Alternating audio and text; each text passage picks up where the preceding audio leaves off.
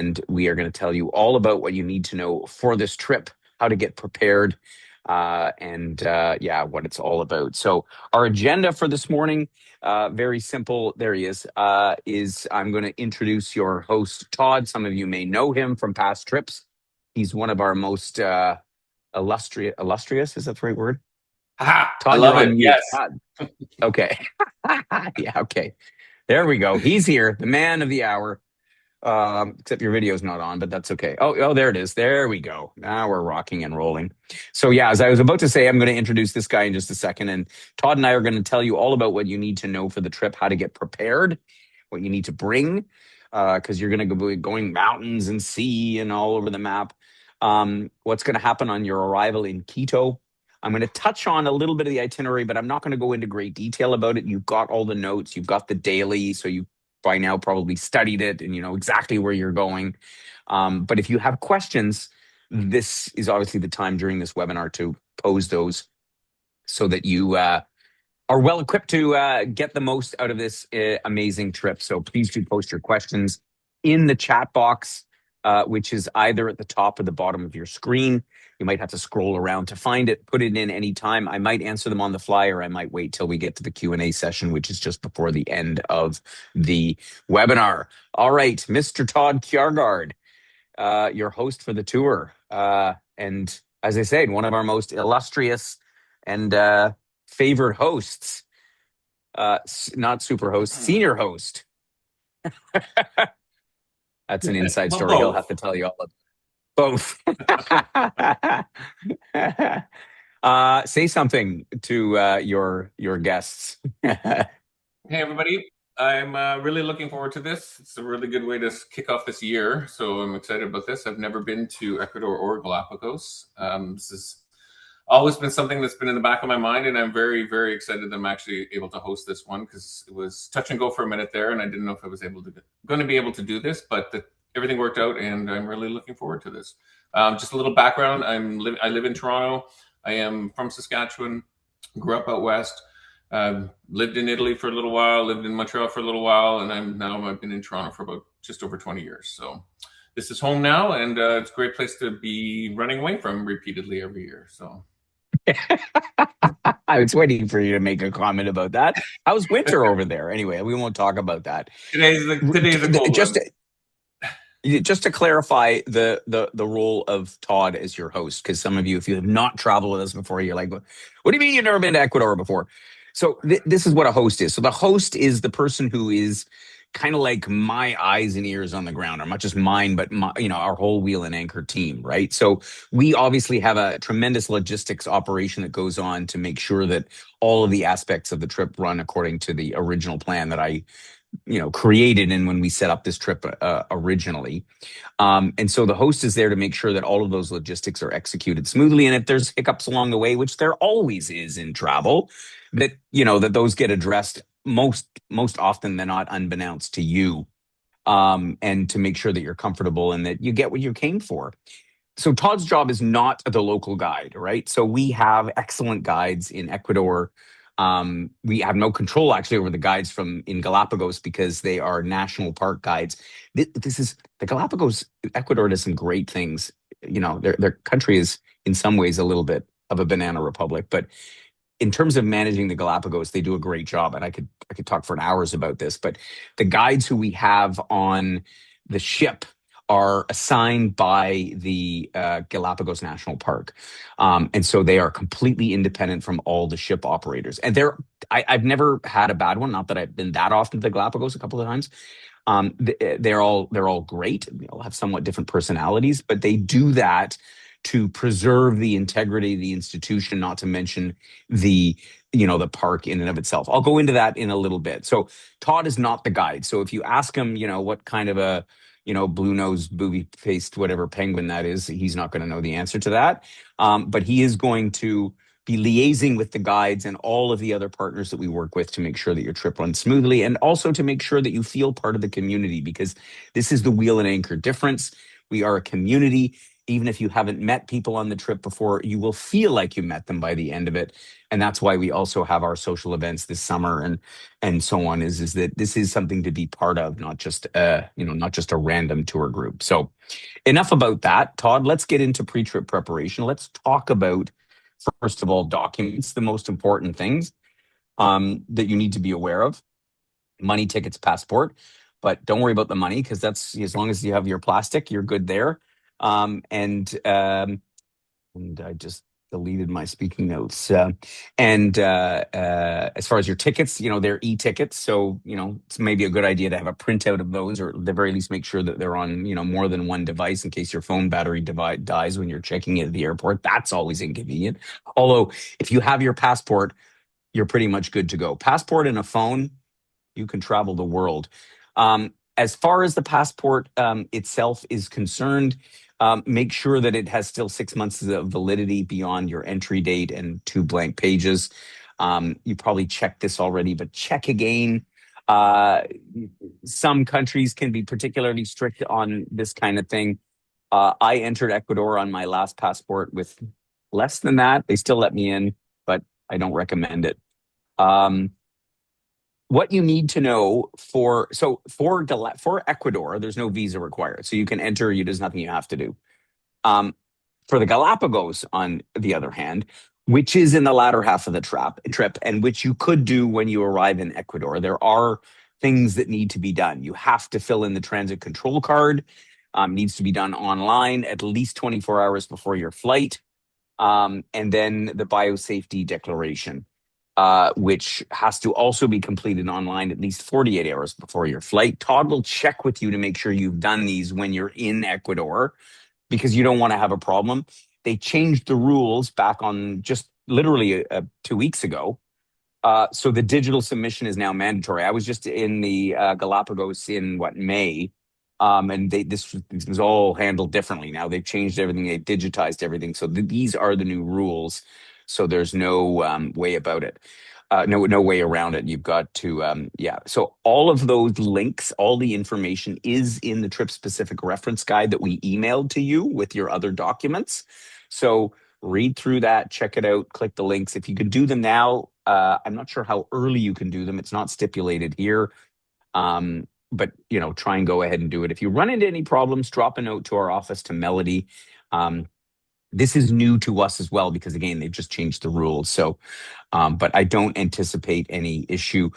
And take a photocopy of your passport, or at the very least, make a scan of it with your phone, so that you don't have to lug the thing around everywhere. You don't need it, other than some hotels might ask for it at check-in, even though we've already given them your passport information. But sometimes they forget that we've given it to them. So, and sometimes to exchange money, and if you decide you want to get a SIM card for that kind of thing. But more often than not, they will accept that you show just a copy of your passport on your phone.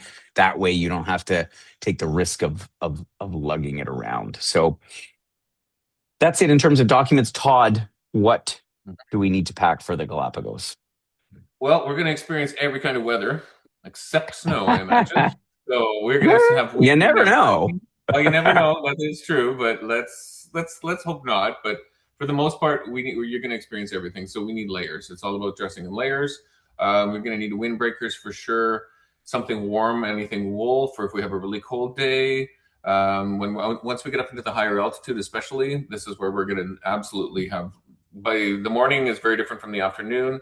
We will need sunscreen. You're going to need to bring your water bottle, a light rain jacket, maybe an umbrella if you have something small that's really packable. Beach days too. We're going to be going to the beach. So we're literally going to experience, I think, pretty much every type of weather. So we need a little bit of something for all of it. Yeah, exactly. And it's casual throughout, so you don't need to bring anything fancy. So save all that stuff for home. We say Shoe smart wise, casual. Yeah, sorry. go ahead, shoes. Yeah, Shoe no, no, wise, go ahead. we're going to be on cobblestones, uneven terrain. So wear comfortable shoes. I wouldn't leave the heels at home for this one. Going on and off boats is not the time to be doing that either. So just comfortable shoes, because the streets, they can be uneven in cobblestone where we are too. So comfort is We key haven't here. is key. Comfort is key. We have a note here about sandals. So, like sandals, as in flip flops. If you've got closed toed, or I shouldn't even say closed toed, if you've got like Tiva shoes that really hold on to your foot, I think those are fine. They are still cobblestone streets in Quito and in some many of the other villages that you'll visit around in Ecuador. So just stable is the name of the game. Um, Flip flops and so on are okay for the Galapagos, but not to go on shore. So for going on shore, this is where water shoes would be really practical because you're going ashore in a Zodiac. And so you will land on the beach, and sometimes it'll be a dry landing, which means that your feet won't actually touch the water because how they'll position the Zodiac, or there'll be a sort of a pier there or something. But sometimes it'll be a wet landing. Sometimes you'll be literally landing on the beach, which means your feet will get wet. So water shoes are good for that. And the beaches in the Galapagos range, there are sandy beaches in the Galapagos for sure, but there's also a lot of rocky beaches. So that's where the water shoes I think are super handy to bring along. Um, I think, what did we say about the electrical adapter? Same, same as Same. ours. That's right. It's the No same. It's the adapter. same as ours. That's right. That's my recollection. So there's nothing you need to do. Huh, well, I would at least one less thing you have to pack is an adapter, unless of course you're going elsewhere in South America. But I think a lot of South America is the same as North America as far as electrical adapters are concerned. One other thing to consider. So Todd mentioned it as well. On the route from Quito down to Guayaquil, you're going to be traveling through the Avenue of the Volcanoes, and when you leave Cuenca, you're going to be driving up to a height of 4,400 meters above sea level, 14,500 feet. So you might be like, oh my God. Now you're driving and you're not going to be, like running up and down any mountains or anything like that. So it is high. Um, and for the most part, because you're going to be sitting in the vehicle and, you maybe get out, stretch your legs and you do a little bit of sightseeing, but you're not doing any drastic, strenuous physical activity. But you will notice you will notice it a bit, the altitude, because the air is thinner at 4,800 meters above sea level. For the most part, it's not going to impact you. If you are somebody who has respiratory issues or something like that, like if you're concerned about it, ask a physician or put it in ChatGPT. I've got a condition or this or that or the other thing, and just see if there's anything that you want to do about it. People ask me all the time, oh, should I take Diamox? That's the medication you take for high altitude. I can't tell you what to do. I am not a physician. I'm not licensed to do that. I'm not allowed to make any recommendations as it relates to medications. Um, I personally wouldn't do it, but that's up to you. There's local sort of things that they take coca de mate, which is a plant based on the coca plant, the cocaine plant that they make tea out of, and that mitigates the effect of altitude. But you're not going to be up there for so long that it really makes a difference. So I think it's awareness is important. You should know that that's happening, that you're going to be going up over this mountain, up one side, down, back down the other. You're going to be acclimatized anyway because Quito you're going to be at for the first few days, and that's at 2,800 meters above sea level, which is about 9,500 feet, which is below the 10. Once you get above 10,000 feet is when altitude starts to become something to take more seriously. But just be aware of it. And if you're like, oh, but I would say, and I've traveled with groups, through the heights of Peru and spent time at that kind of elevation, and nobody's been any the wiser. So again, you're up and down, but it's good to keep in mind. And on the same topic, the roads are windy, like you're winding all the way up into the Andes.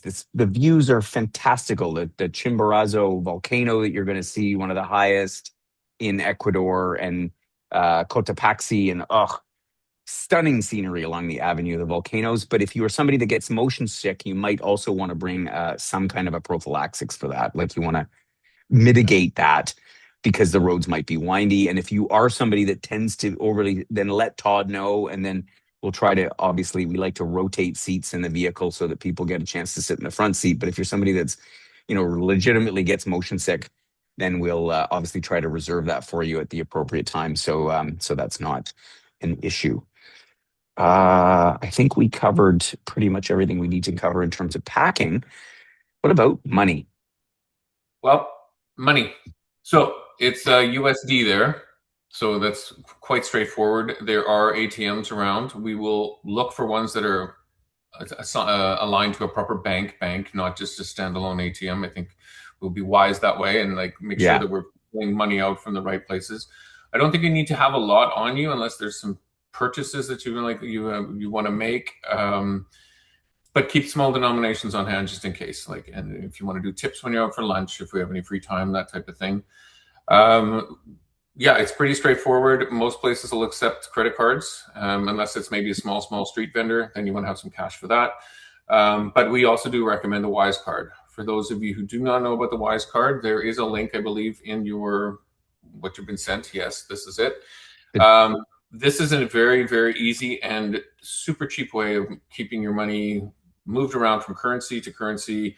It's very simple. You can apply for it now, but I think you should be able to get the physical card before we actually leave as well. There is time to do that. So there is an online card or a card that you use on your phone, put in your wallet, and then there's also the physical card that you can get to be able to put into ATMs and withdraw money as well. So I don't think you can withdraw money using your phone at an ATM, but you can use it for purchases everywhere that has tap. So it's just a very easy way of doing this. We've been using it for years with Wheel and Anchor. I think now it's been at least 3 years we've Yeah. been using it, and Since it came out in Canada. yeah. Yeah. The only one caveat is about it. You cannot use the card to withdraw money in ATMs in Canada, but you can use it to tap anywhere in Canada. So if you have money when you come home and you want to use it up, you can still use it to tap.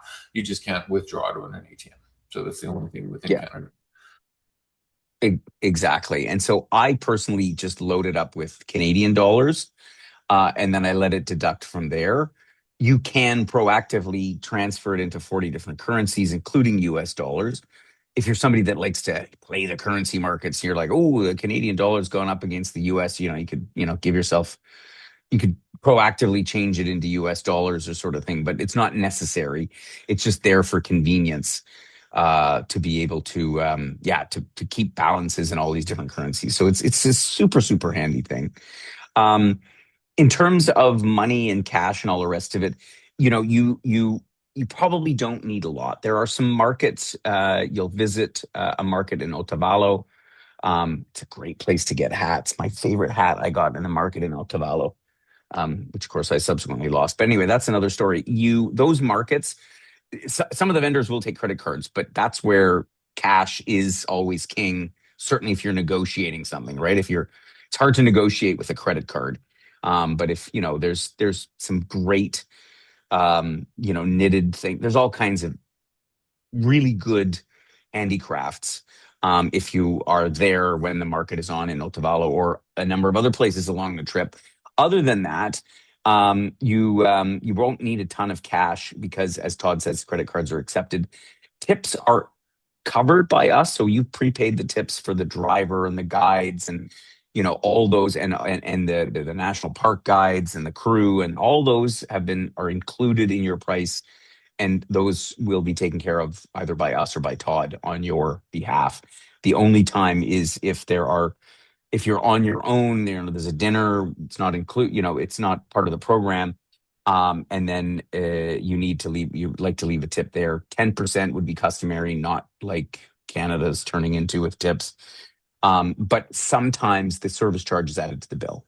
So you just always check your bill. It's a good idea anyway to check your bill, and just make sure and see if the service charge is added, in which case there's no obligation to leave a tip. And if you want to leave a tip, again, having US dollars is good. And one more point about the US dollars is, because if you travel in the US a lot, which, fewer of us are doing, but, and you've got large denomination bills, try to get rid of them and try to bring ones and fives and tens. Even $20 bills can sometimes, unless you're making purchases with them, can be difficult to break down because this is Ecuador, so things are less expensive and they don't love to make change from larger bills, much like at home these days.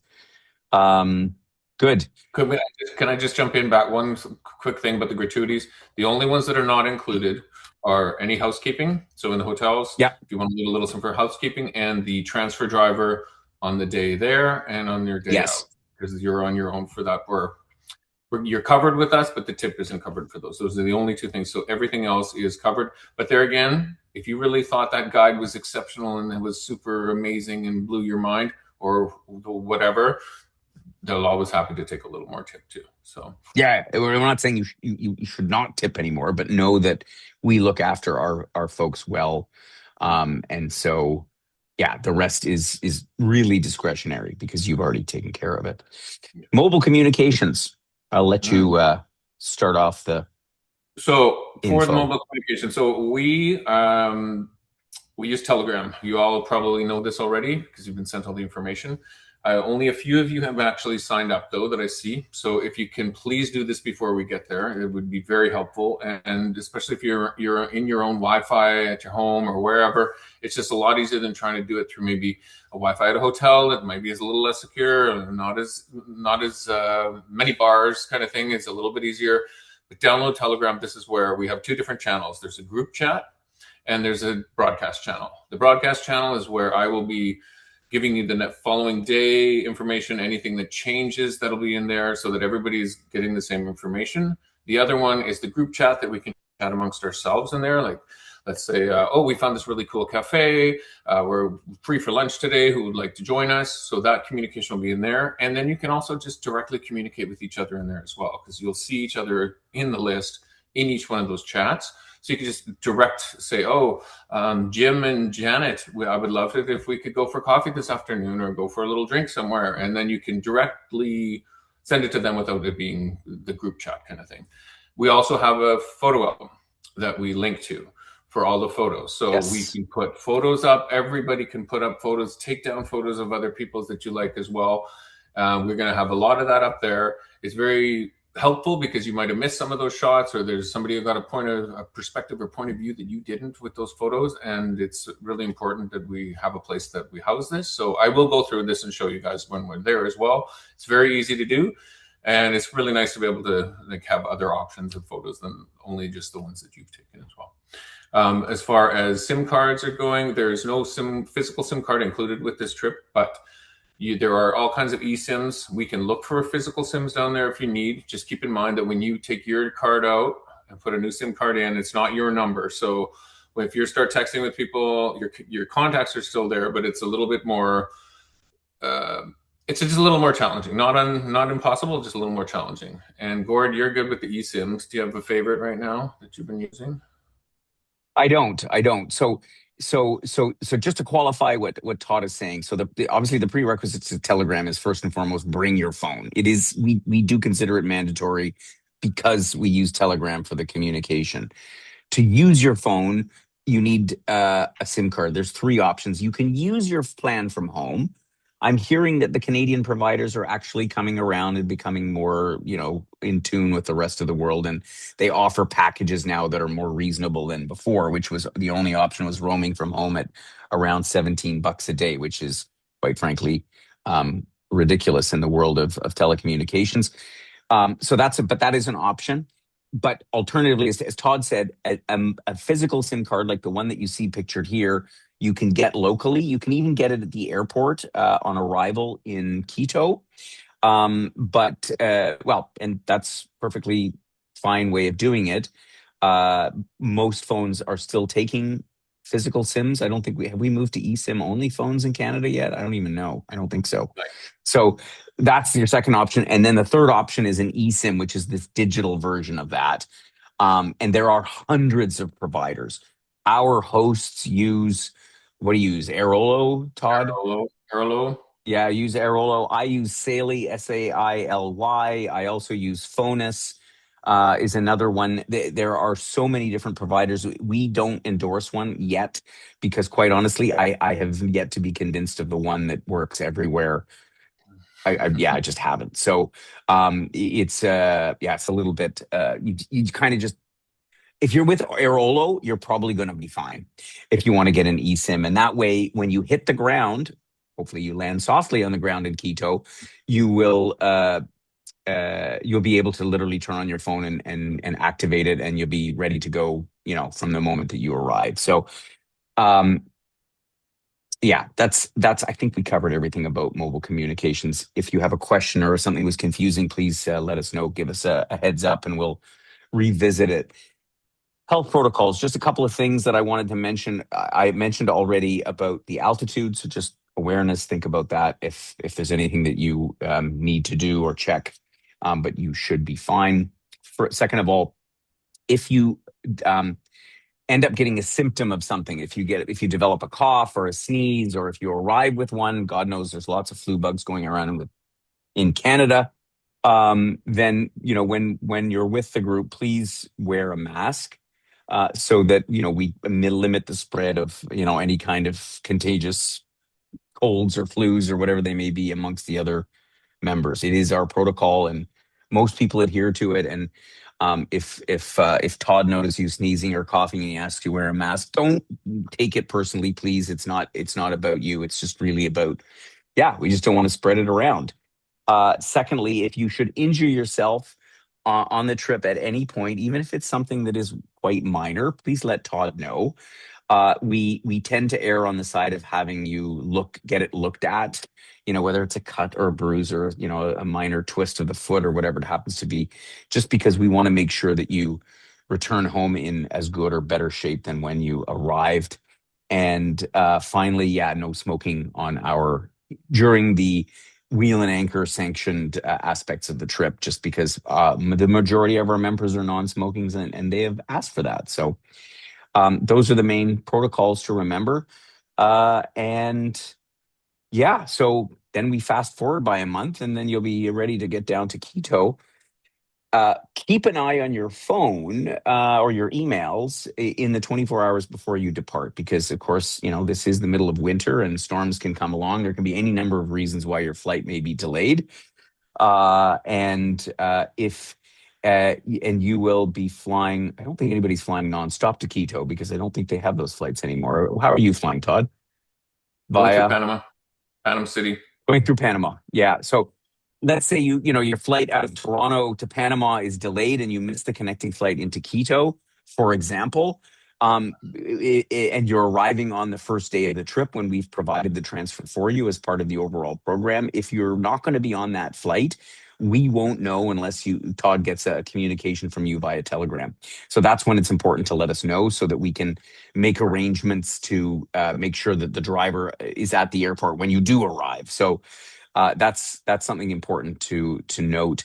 Luckily, you're in almost the same time zone with Ecuador. I think Ecuador is an hour behind Toronto, or ahead of Toronto, to check, but it's close. So there's no jet lag. That's the beautiful thing about traveling in Latin America, which is fantastic. When you get in, as I mentioned already, there's no visa for Ecuador per se. When you leave from Guayaquil to go to the Galapagos, that's a different story. You'll get through immigration and baggage collection and customs and so on, and then somebody will be there at the airport to pick you up with your name on a sign as per normal. Quito is not an overly busy airport, but it's busy enough that there might be a lot of people there. So just be patient when looking for the sign with your name. If you run into a problem, log on to the airport Wi-Fi, send Todd a note, and he will, facilitate your pickup. We haven't lost anybody as yet.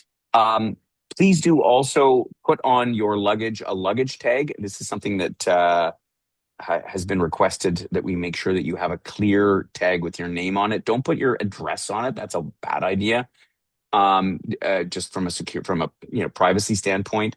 But your name and either an email address or phone number, partly in case it gets lost for obvious reasons. That's where I recommend an air tag. I always suggest putting an air tag in your luggage. But also so that when Todd is sort of sorting through luggage and seeing who's all there, and that the hotel can easily forward it to your room, and so on and so forth. So a luggage tag would be very helpful. So your trip, just to cover very briefly the map of where you're going. Of course, you're landing in Quito. You're heading. You're going to be in and around Quito for a few days, heading up to Otavalo, Mitad del Mundo, and then gradually down through. You're going down this valley through the Avenue of the Volcanoes, as they call it, to Cuenca. This is where you'll pass this high mountain pass up to 4,400 meters after you leave Cuenca. And then you'll be heading down into the lowlands into Guayaquil, where you're basically just overnighting. There isn't really a lot to Guayaquil. It's actually a bit of a dangerous town. We don't visit many dangerous towns. Guayaquil is not one where you'd be wanting to wander around on your own. And it's not like it's a place that you would want to exercise caution in, but we're not spending any great amount of time there. Quito is safer, and yet it's a Latin American city. So you'll get some instructions when you arrive from Todd, from your local guide, from the hotel about sort of the do's and don'ts. Like going out alone at night is not a great idea in Quito.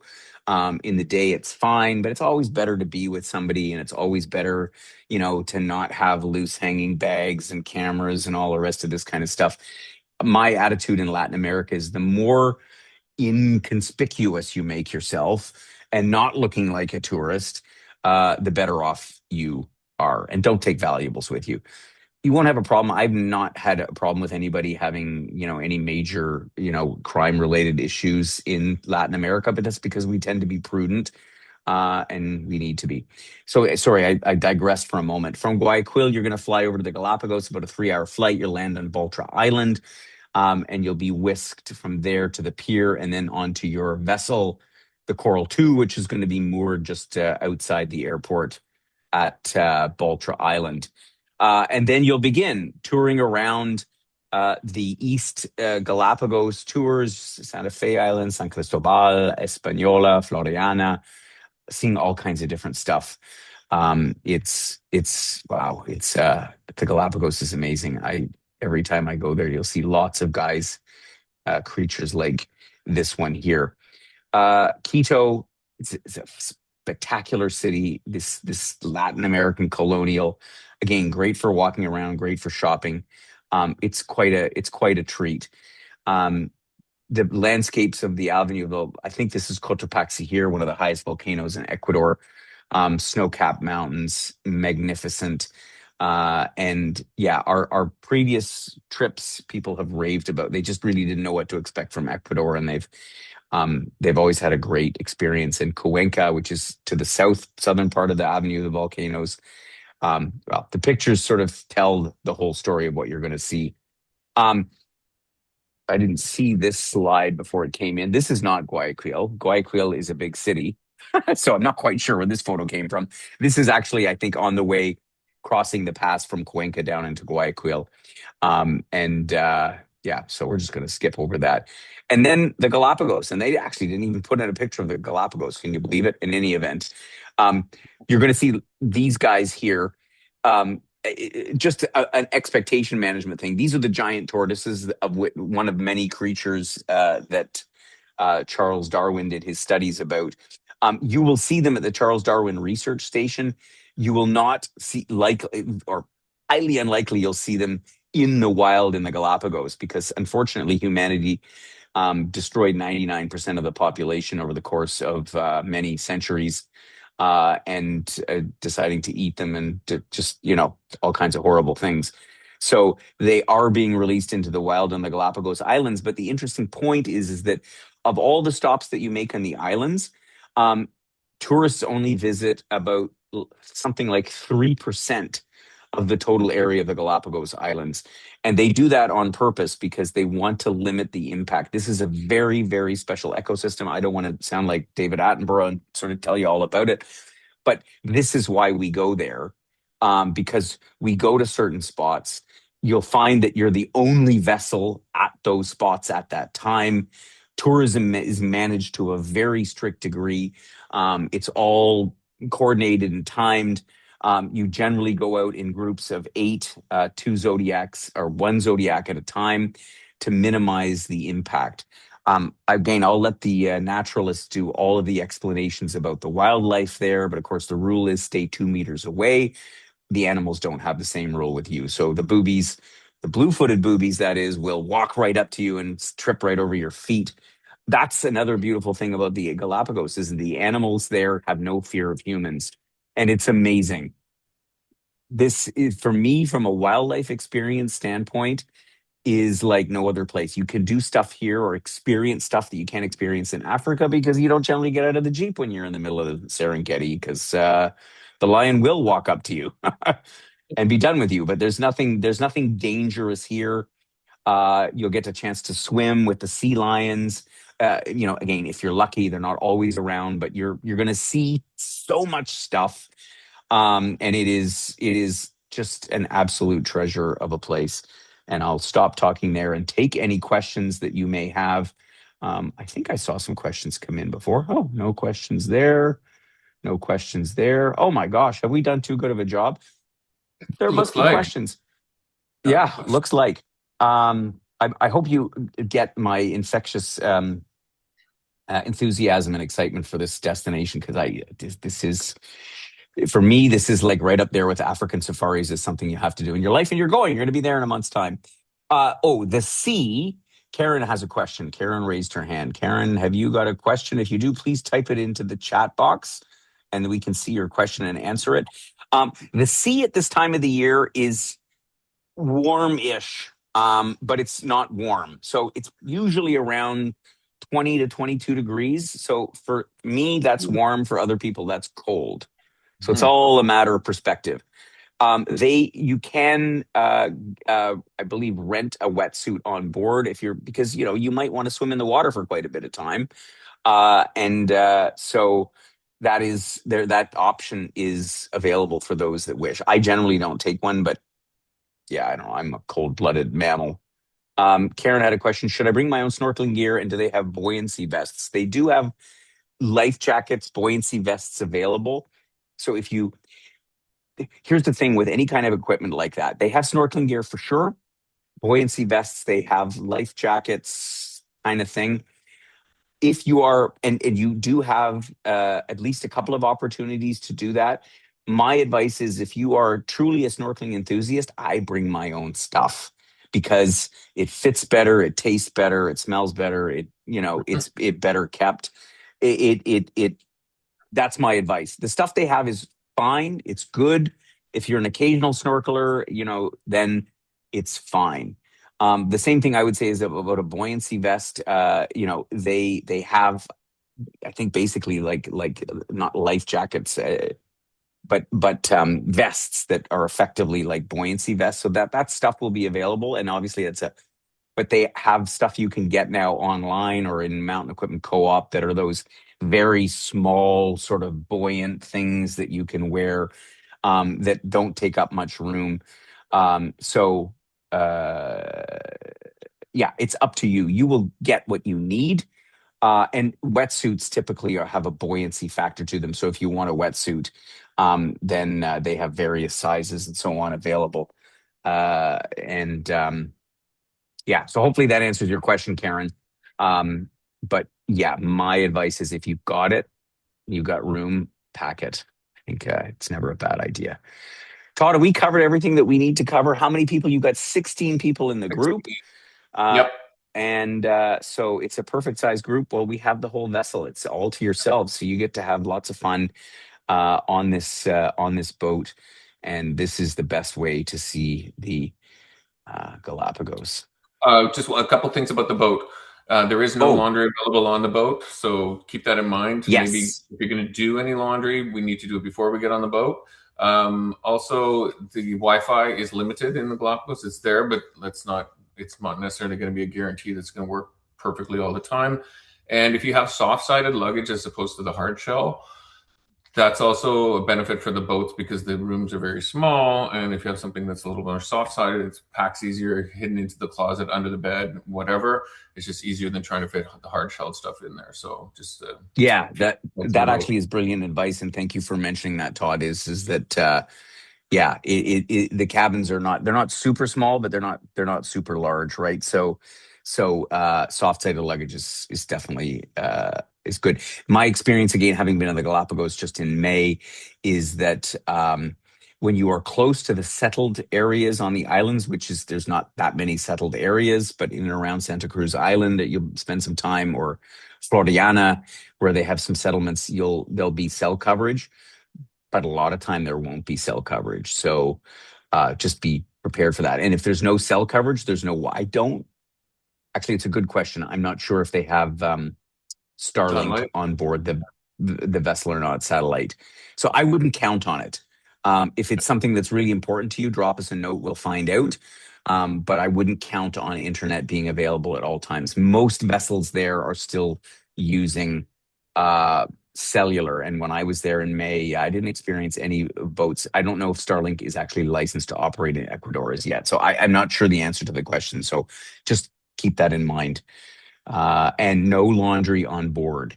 So the kind of stuff that you'll need for the Galapagos part of the trip tends to be more summer-like. I mean, it's not super hot there. The Galapagos tends to be always a very relatively constant temperature. Um, but yeah, there's no ability to do laundry. Honestly, you don't need to. You can bring a little bit of laundry powder and do some of the necessities in the sink. Is how I manage it. Given that you are on the road for more than 2 weeks, considering the Ecuador trip. Okay. Any other questions? If not, when you think of the question that you think of just after the webinar is over, please drop a note to Melody. She's our sales support person. Some of you will have had contact with her already if you had your airline tickets booked with us. And otherwise, you're welcome to message Todd. As Todd mentioned, not everybody has gotten in touch with you, right? So Correct. if you haven't set up Telegram, now is the time to do it. Drop Todd a note. Make sure that you are that you are connected. And that way, he'll know where to find you when you're arriving in, and making sure that everybody's arriving in as planned. And that is all there is to say, other than have a fantastic time in the Galapagos. I'm actually quite envious. This is a place I would go back and back and back and back to. So It'll final be fun. words from you, Todd? Thanks for It'll joining be us fun. today. It's going to be a lot of fun. I can't wait. But please, like Gord just said, I'm going to reiterate it. Download Telegram now. Get in touch with me, and then the communication will be a lot more seamless. And then if there's any issues, I can help solve them easily. Otherwise, it's going to be a little bit of a juggernaut. So looking forward to Yeah. it. And yeah, 1 month out. This is cool. 1 month out. Have a great Nice. time. I hope you survive winter until then. Mhm. And I look forward to hearing your feedback when the trip is done. Take care, everybody. Bye. Bye bye.